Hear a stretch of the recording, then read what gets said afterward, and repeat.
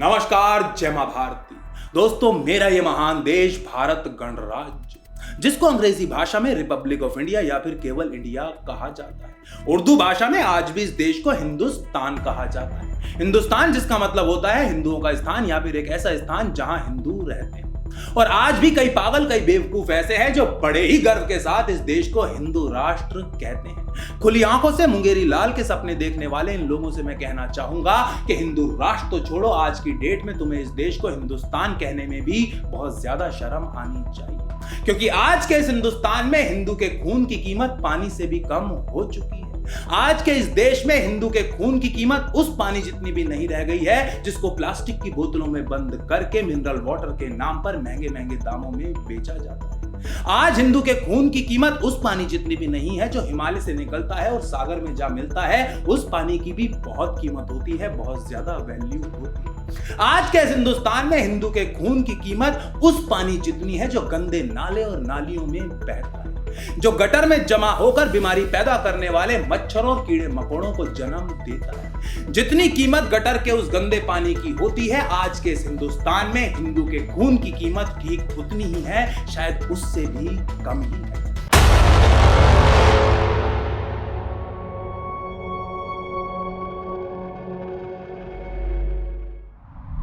ये सभी भारतीय और विदेशी लिब्रांडूज, कॉमीज और लेफ्टिस्ट जो ये साबित करने में लगे हुए हैं कि देखो देखो भारत का हिंदू कितना बड़ा राक्षस बन चुका है और भारत का मुसलमान कितना ज्यादा डरा हुआ है। आज मैं इन सभी लोगों को भारत के एक हिंदू परिवार की कहानी सुनाना चाहता हूं। ये कहानी है बिहार के गोपालगंज जिले के कटिया इलाके में स्थित बेलादी गांव में रहने वाले एक छोटे से गरीब हिंदू परिवार की। ये जो बेलादी गांव है, यहाँ पर हिंदू और मुसलमान लगभग बराबर ही मात्रा में रहते हैं। इन दोनों की आबादी में केवल 19-20 का ही अंतर है, उससे ज्यादा कोई खास अंतर नहीं है। इस बेलादी गांव में राजेश जायसवाल अपनी पत्नी और 2 बच्चों के साथ रहते हैं। ये परिवार कोई ज्यादा अमीर परिवार नहीं है, गरीब सा ही परिवार है। राजेश जायसवाल एक छोटी सी दुकान चलाते हैं और किसी तरह अपने दोनों बच्चों को पढ़ाते हैं, अपने परिवार का भरण पोषण करते हैं। राजेश जायसवाल के इन 2 बच्चों में बेटा बड़ा है जिसका नाम है रोहित जायसवाल और इसकी आयु है 15 वर्ष और एक उसकी छोटी सी बहन भी है। अब जैसा कि किशोर अवस्था में किसी भी लड़के या लड़की के साथ होता है, वो हर प्रकार के यार दोस्त और सहेलियां बनाते हैं, ऐसे ही अपने गांव में रोहित जायसवाल के भी हर प्रकार के यार दोस्त थे। उसके दोस्तों में हिंदू भी थे और मुसलमान भी थे। उसके ऐसे ही 4 मुसलमान दोस्त 28 मार्च 2020 के दिन सूरज ढलने से थोड़ी देर पहले उसे खेलने के लिए उसके घर बुलाने आते हैं, जो कि एक बहुत ही आम बात थी, रोजाना की बात थी। रोहित जायसवाल रोज ही स्कूल के बाद शाम को अपने यार दोस्तों के साथ खेलने के लिए बाहर जाया करता था, घूमने फिरने जाया करता था। 28 मार्च के इस दिन भी वो अपने इन 4 मुसलमान दोस्तों के साथ खेलने के लिए घर से बाहर चला जाता है। सूरज छिप जाता है, अंधेरा चढ़ने लगता है। रोहित के पिता राजेश जायसवाल दुकान बंद करके अपने घर वापस आ जाते हैं। खाने का समय हो जाता है, यानी कि डिनर टाइम हो जाता है, लेकिन रोहित का कोई अता पता अभी तक नहीं है। वो घर लौटकर वापस नहीं आता, जो एक आम बात नहीं थी। आज तक ऐसा पहले कभी भी नहीं हुआ था। जैसे जैसे समय बीतने लगता है, राजेश जायसवाल और उनकी पत्नी की घबराहट बढ़ने लगती है, उनके मन में चिंता बढ़ने लगती है और वो घर से बाहर जाकर पूछताछ करना शुरू कर देते हैं। सबसे पहले ये दोनों रोहित के उन्हीं 4 दोस्तों के पास जाते हैं जो शाम को उसे खेलने के लिए बुलाने आए थे। ये चारों दोस्त बिल्कुल एक ही जवाब देते हैं कि हमारा खेल तो बहुत पहले खत्म हो गया था और रोहित तो बहुत पहले ही खेल खत्म होने के बाद घर के लिए निकल गया, और यदि वो घर नहीं पहुंचा तो फिर हमें नहीं पता कि वो कहां गया। इसके बाद राजेश जायसवाल और उनकी पत्नी रोहित के दूसरे दोस्तों के घरों पर जाकर पूछताछ करना शुरू कर देते हैं। उन्हें रोहित का तो कुछ पता नहीं चलता, लेकिन रोहित के इन दूसरे दोस्तों से उन्हें पता चलता है कि रोहित के ये 4 मुसलमान दोस्त जो आज की शाम से खेलने के लिए बाहर ले गए थे, ये कई दिनों से किसी हिंदू की कुर्बानी चढ़ाने का प्लान बना रहे थे। गांव की जो स्थानीय मस्जिद है उसे और ज्यादा शक्तिशाली बनाने के लिए, उसे और ज्यादा पावरफुल बनाने के लिए ये लोग कई दिनों से किसी हिंदू की बलि चढ़ाने का प्लान बना रहे थे। अब ये सुनने के बाद तो राजेश जायसवाल और उनकी पत्नी के पैरों तले जमीन पूरी तरह ही खिसक जाती है और राजेश जायसवाल अपने कुछ जानकारों को, यार दोस्तों को इकट्ठा करके गांव के अंदर बाहर चारों तरफ एक फुल ऑन सर्च ऑपरेशन शुरू कर देते हैं। 28 मार्च का दिन खत्म हो जाता है, 29 मार्च का सूरज निकल आता है और कुछ घंटों बाद राजेश जायसवाल और उनकी पत्नी की आंखों के सामने वो दृश्य होता है जिस दृश्य को दुनिया का कोई भी माँ बाप अपने बुरे से बुरे सपने में भी नहीं देखना चाहता, जिस दृश्य के बारे में वो सोचना तक भी नहीं चाहता। गांव के पास की ही नदी में इन दोनों के सामने अपने 15 वर्षीय बेटे रोहित की लाश पड़ी होती है। नदी में रोहित का शव पड़ा होता है, उसकी गर्दन पर कई सारे निशान होते हैं और नाक से खून बह रहा होता है। थोड़ी देर बाद वहां पर पुलिस आ जाती है और रोहित के शव को अपने साथ ले जाती है। राजेश जायसवाल अपने कुछ दोस्तों के साथ, जानकारों के साथ पुलिस के पीछे पीछे कटिया थाने पहुंच जाते हैं, जहां पर वो पुलिस को वही जानकारी देते हैं जो जानकारी उन्हें रोहित के दूसरे दोस्तों से मिली थी। राजेश जायसवाल पुलिस को बताते हैं कि ये 4 मुसलमान लड़के हैं जो कल मेरे बेटे को घर से ले गए थे और इन्होंने ही मेरे बेटे को बलि के नाम पर मारा है, उसकी कुर्बानी चढ़ाई है, इसलिए इनके और इनके परिवार वालों के खिलाफ एफआईआर दर्ज कर ली जाए। कटिया थाने की पुलिस एफआईआर तो दर्ज करती ही नहीं है, बल्कि राजेश जायसवाल, जिन्होंने अभी थोड़ी ही देर पहले अपने 15 वर्ष के बेटे का शव देखा है, अपने 15 वर्षीय बेटे को खोया है, अपने इकलौते बेटे को खोया है, उनकी खूब पिटाई करते हैं और जो लोग उनके साथ आए थे उनकी भी बेरहमी से पिटाई की जाती है। अपने 15 वर्षीय बच्चे की हत्या की एफआईआर लिखवाने के लिए कटिया थाने गए राजेश जायसवाल पुलिस की मार खाके चुपचाप अपने घर वापस आ जाते हैं, लेकिन अपनी हिम्मत नहीं हारते। अब वो इन प्रयासों में लग जाते हैं कि किसी तरह उनके बेटे के मर्डर की ये जो खबर है मीडिया में आ जाए, किसी छोटे मोटे अखबार में ही छप जाए। लेकिन वो ठहरे हिंदू और ऊपर से गरीब हिंदू। इसमें ग्लैमर नहीं था, एक्स फैक्टर नहीं था। हमारे मीडिया को तो तैमूर अली खान की खबरें छापनी होती हैं। तैमूर अली खान ने कौन से रंग की चड्डी पहनी है, वो कौन सी चड्डी कब पहनता है, इसके ऊपर हमारे मीडिया को खबर छापनी होती है। रोहित जायसवाल जैसा एक हिंदू गरीब लड़का जिसको कुछ मुसलमान लड़कों ने दिन दहाड़े मार दिया, इसके ऊपर खबर छापने का हमारे मीडिया के पास टाइम नहीं है। लेकिन इसके बावजूद भी राजेश जायसवाल और उनकी पत्नी हिम्मत नहीं हारते और रोजाना कटिया थाने के चक्कर मारते रहते हैं। वो इस आशा में रोजाना कटिया थाने के पुलिस वालों की गालियां सुनते रहते हैं कि कभी ना कभी तो पुलिस वालों को उनके ऊपर दया आ जाएगी और वो एफआईआर दर्ज कर ही लेंगे। लेकिन लगभग 1 महीना गुजर जाता है और एफआईआर दर्ज नहीं हो पाती। उधर जब बेलादी गांव के मुसलमानों को पता चलता है, खास तौर पर उन 4 मुसलमान लड़कों के परिवार वालों को पता चलता है कि राजेश जायसवाल और उनकी पत्नी रोजाना पुलिस थाने के चक्कर लगा रहे हैं, तो वो उनको धमकियां देना शुरू कर देते हैं, उनको डराना शुरू कर देते हैं, उनको जान से मारने की धमकी देना शुरू कर देते हैं, उनका घर से बाहर आना जाना दूभर कर देते हैं। राजेश जायसवाल और उनकी पत्नी इन धमकियों से डरते नहीं हैं और लगभग 1 महीने तक हाथ पैर मारने के बाद उनके बेटे की हत्या की खबर दैनिक भास्कर और दैनिक जागरण जैसे अखबारों में अंदर के पन्नों में एक छोटे से कॉलम के रूप में छप जाती है। अब अखबार में खबर छपते ही कटिया थाने के पुलिस वालों के ऊपर दबाव बन जाता है और वो आखिरकार एफआईआर दर्ज कर ही लेते हैं। एफआईआर 6 लोगों के खिलाफ दर्ज की जाती है, जिनमें से 4 लड़कों को तुरंत गिरफ्तार कर लिया जाता है, लेकिन 2 लोग जिनके नाम है निजाम अंसारी और वासिर अंसारी फरार ही रहते हैं। 21 अप्रैल के दिन निजाम अंसारी पैसे लेने के लिए अपने घर आता है और पुलिस उसको वहां पर धर दबोचती है, लेकिन अभी तक वासिर अंसारी का कुछ पता नहीं है, उसके बारे में कोई भी जानकारी उपलब्ध नहीं।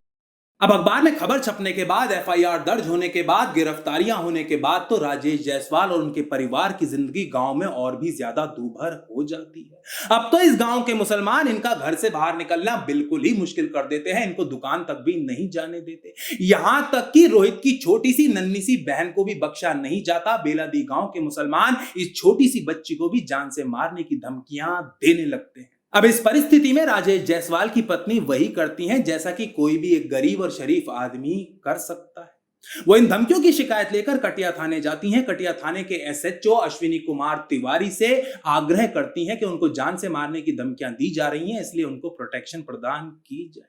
जब वो एसएचओ से गुहार लगाती हैं तो ये एसएचओ साहब, जिनका नाम है अश्विनी कुमार तिवारी, राजेश जायसवाल की पत्नी के साथ, रोहित की माताजी के साथ, एक महिला जिसने कुछ दिन पहले ही अपना 15 वर्षीय बच्चा खोया है, अपना इकलौता बेटा खोया है, उसके साथ अभद्र व्यवहार करते हैं, उनको भद्दी भद्दी गालियां देते हैं। कटिया थाने का एसएचओ अश्विनी कुमार तिवारी रोहित की माताजी के साथ किस प्रकार का अभद्र व्यवहार करता है, खुद ही अपनी आंखों से देख लीजिए और कानों से सुन लीजिए। हमारी चलो थाना से बाहर चलो, थाना से बाहर चलो, देखो महिला पुलिस ले ले उसको, चलो थाना से बाहर, हमारी चलो थाना से बाहर चलो, उठो उठो यहाँ से उठो उठो यार गालियां तुम लोग कैसे करता है, छोड़ दे, हम ही लोग के काम है। कहां से सुन रे रे पांच रे चुपचाप गाली मत दीजिए आप, बुला पुलिस बुला, गाली दीजिए मत, बुलाओ पुलिस को, हमारी है ना गाली देंगे, मार दीजिए। हम लोग को विश्वास जो मेरा लड़का सुन रहे चुपचाप रे, तो लौड़ा मेरा वीडियो बना रहा है, कैसे बात कर रहे हैं? अरे देखिए कैसे बात कर रहे हैं? कौन लौड़ा का वीडियो बनाएगा तू? हमारी सर खड़ा हो खड़ा हो साला, खड़ा हो। आपका अगर मारने से आपका ठंडा हो अरे जाए तो काय मार लीजिए। वीडियो कौन सी का बना रही है रे? आप मार लीजिए कौन सी का वीडियो बना रही है?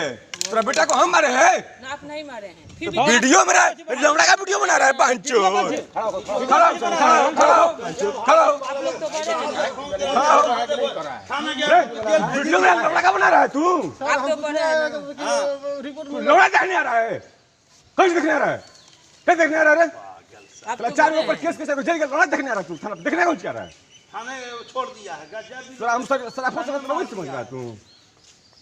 छुट्टा कहीं क्या? दोस्तों, अपनी वर्दी के नशे में पूरी तरह चूर कटिया थाने का ये एसएचओ अश्विनी कुमार तिवारी राजेश जायसवाल और उनकी पत्नी को भद्दी भद्दी गालियां देकर थाने से भगा देता है। उनसे कह देता है कि अपने जान की अगर इतनी ही चिंता है तो गांव छोड़ दो या फिर अपनी प्रोटेक्शन का इंतजाम खुद ही कर लो। बार बार पुलिस में गुहार लगाने के बाद भी राजेश जायसवाल और उनके परिवार को धमकियां मिलनी बंद नहीं होती। बेलादी गांव के मुसलमान, उनके पड़ोसी उनको डराना धमकाना बंद नहीं करते। हालत यह हो जाती है कि रोहित जायसवाल की छोटी सी बहन नन्ही सी बच्ची भी इतना ज्यादा खौफ में आ जाती है कि रोते बिलखते हुए अपने दोनों हाथ जोड़कर सरकार और प्रशासन से मदद की गुहार लगाती है। उनकी जान बचाने की, उनको न्याय दिलवाने की प्रार्थना करती है, विनती करती है। ये रोती बिलखती बच्ची क्या कहती है अपने कानों से खुद ही सुन लीजिए। हमारी मदद कीजिए, मेरे भैया को चालक ने नदी में फेंक दिया और पुलिस बोल रही है कि वो डूब के मरे क्योंकि पुलिस पैसा खा लिया। मेरे मम्मी पापा बोल रहे थे कि अगर उन्हें इंसाफ नहीं मिला तो वो लोग जाके थाने में अपने आप को गोली मार लेंगे और मैं और मेरा छोटा भाई किसके सहारे जिएंगे बताइए आप। और जिन्हें पुलिस कहता जेल में डाला था उनसे उनको छोड़ दिया बताइए। और प्लीज हमारी मदद कीजिए प्लीज।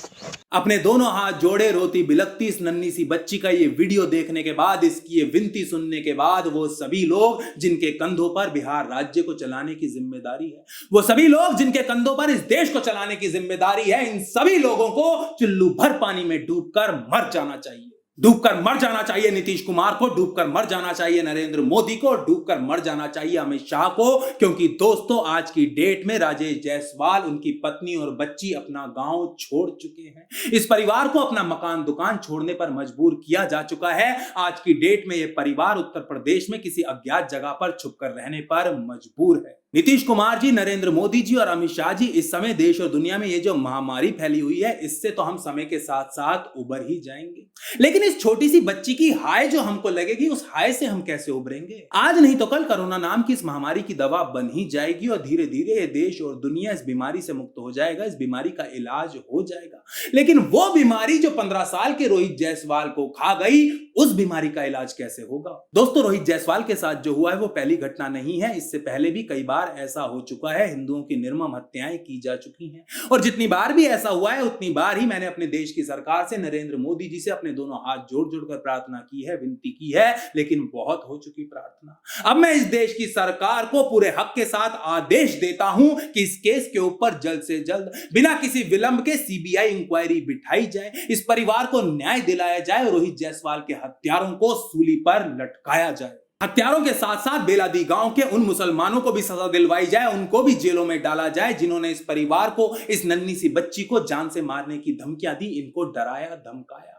और कटिया थाने के उस एसएचओ अश्विनी कुमार तिवारी को भी इमीडिएट इफेक्ट के साथ सस्पेंड नहीं बल्कि टर्मिनेट किया जाए, नौकरी से बर्खास्त किया जाए। बिहार और केंद्र सरकार दोनों से ही मांग करता हूं कि कटिया थाने के एसएचओ अश्विनी कुमार तिवारी को बर्खास्त करके उसके ऊपर धारा 354 के तहत मुकदमा चलाया जाए, उसके खिलाफ गैर जमानती वारंट इशू करके उसे तुरंत जेल में डाला जाए, क्योंकि उसने पब्लिक प्लेस में पूरी दुनिया के सामने एक औरत को अपमानित किया है, उसकी इज्जत को उछाला है।